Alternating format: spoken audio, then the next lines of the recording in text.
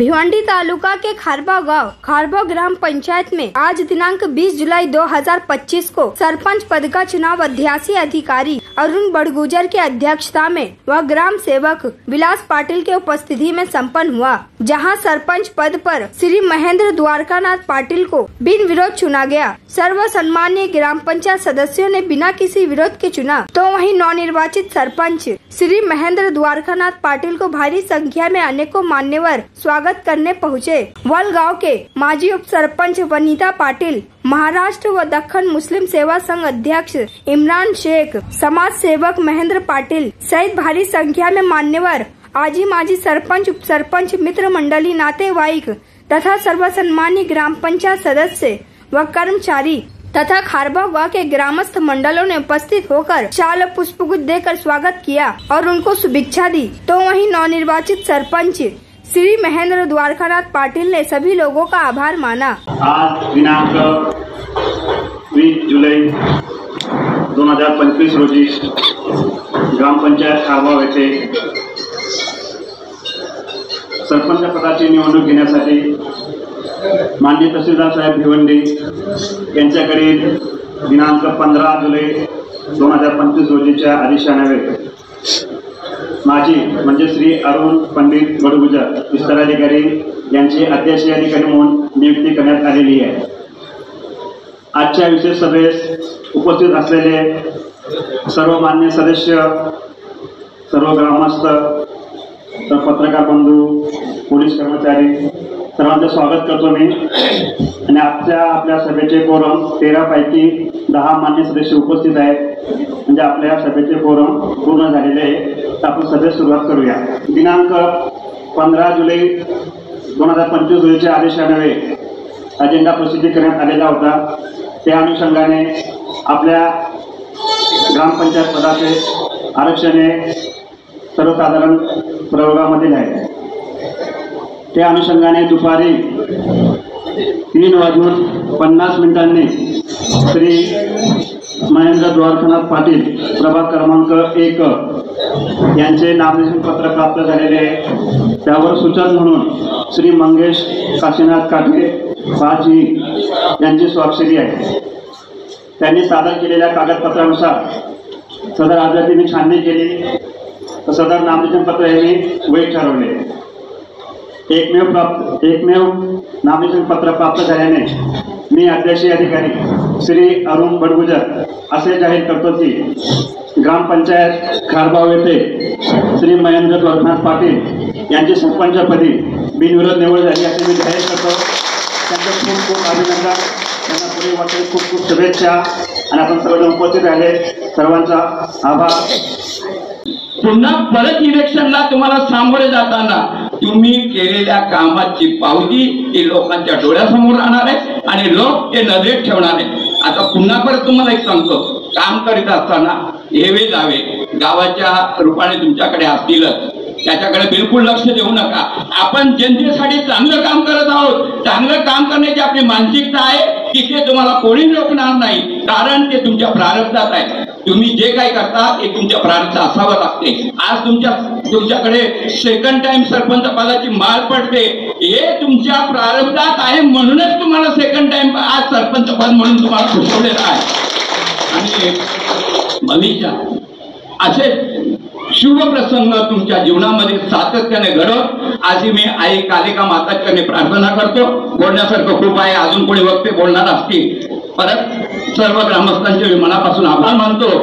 आपण असंच प्रेम महेंद्र पाटील त्या टीमवर ठेवा। भविष्यात जेवढं काही तुमच्यासाठी चांगलं करता येईल त्याचा तो प्रयत्न करेल आणि एवढे मी तुम्हाला खात्री देऊन मी माझे 2 शब्द संपवतो। जय हिंद।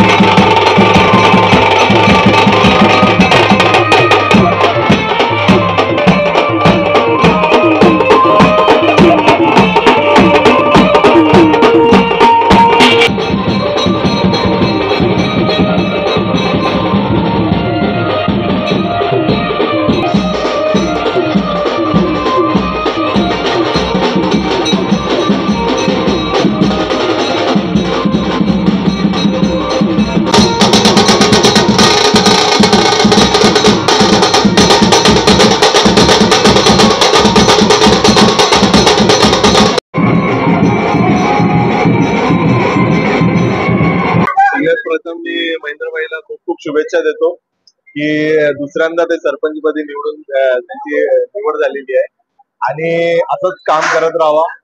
आणि आमची मैत्री तर आता 3-4 वर्ष पूर्वीची आहे, पण असा ग्राउंड टू अर्थ माणूस मी पहिल्यांदाच बघितला आणि एवढं सगळी ताकद असून तरी सर्वसामान्य लोकांना घेऊन चालणारा माणूस हा भिवंडी शहरात भरपूर कमी लोक आहेत, त्यापैकी एक महेंद्र शेठ आहे। त्यांना कॉंग्रॅच्युलेट करतो आणि पुढची वाटचालीसाठी त्यांना शुभेच्छा देतो।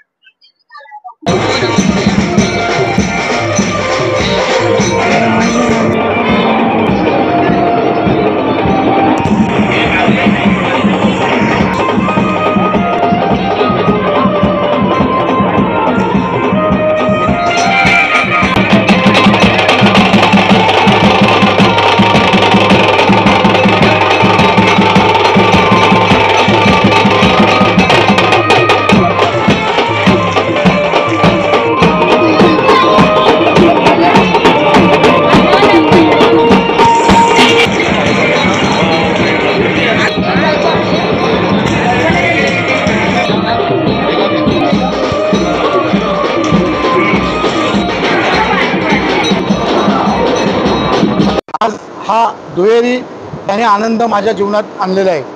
आता खरोखर आम्ही हे पॅनल केला खारबा विकास आघाडी, त्यावेळेला आम्ही एकटा पडलो आणि सगळे पक्ष एका बाजूला गेले, परंतु गावाला सांगितलं तू घाबरू नकोस, तू दगडून जाऊ नकोस, तुमच्या सोबत आहोत, आम्ही तुमच्या सोबत आहोत। आई कालिका माता दरिमणी माता यांचा आशीर्वाद तुझ्या पाठीशी आहे, कुठे काही विघ्न होणार नाही, आपला विजय निश्चित होईल।